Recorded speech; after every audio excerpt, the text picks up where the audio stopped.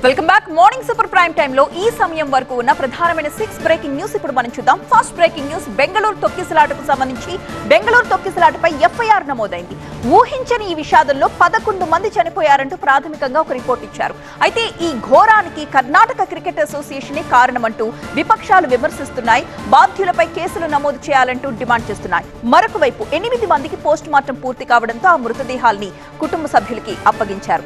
ఇక second breaking news, పెదదన్వాడకు సంబంధించి ఇథనాల్ ఫ్యాక్టరీ విధ్వంసంపై ఎఫ్ఐఆర్.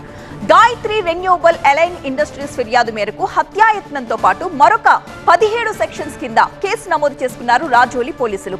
ఫ్యాక్టరీ నిర్మాణ పనులు జరుగుతూ ఉంటే దాడి చేశారని, పెట్రోల్ డీజిల్ తో వాహనాలు, జేసీబీలు, కంటైనర్స్ ని తగలబెట్టేశారని ఆ ఫిర్యాదులో పేర్కొన్నారు యాజమాన్యం. ప్రాథమికంగా 40 మందిని నిందితులుగా గుర్తించారు పోలీసులు.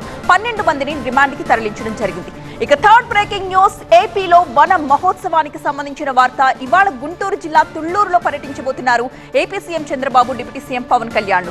అనంతవరంలో నిర్వహించే ప్రపంచ పర్యావరణ దినోత్సవ కార్యక్రమంలో వీరిరువురు పాల్గొంటారు. వన మహోత్సవం కింద 5 కోట్ల మొక్కలు నాటబోతోంది ప్రభుత్వం. ఇక ఫోర్త్ బ్రేకింగ్ న్యూస్, కొనసాగుతున్న మీనాక్షి సమీక్షలు. ఇవాళ 3 పార్లమెంట్ స్థానాలపై review. Telangana Congress incharge Meenakshi Natarajan సమీక్షలు కొనసాగుతున్నాయి. పార్లమెంట్ నియోజకవర్గాల వారీగా నేతలతో 1-to-1 మాట్లాడుతున్నారు మీనాక్షి.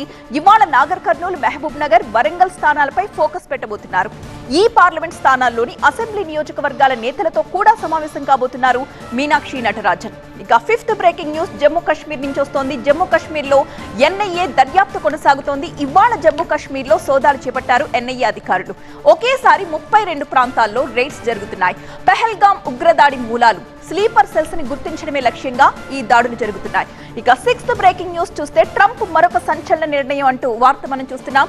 దేశ భద్రత దృష్ట్యా మొత్తం 12 దేశాలపై ట్రావెల్ బ్యాన్ విధించారు ట్రంప్. అలాగే మరొక 7 దేశాల పౌరులపై కూడా కఠిన ఆంక్షలు విధించిన విషయం మనకు తెలిసిందే. ట్రంప్ నిర్ణయంతో 19 దేశాల పౌరులపై ప్రభావం పడబోతోంది. ఇప్పుడు ముఖ్యంగా Afghanistan, Myanmar, Chad, Congo, Equatorial Guinea, Eritrea, Haiti, Iran, Libya, Somalia, Sudan, Yemen దేశాలపై కఠినంగా ఆంక్షలు అమలు కాబోతున్నాయి.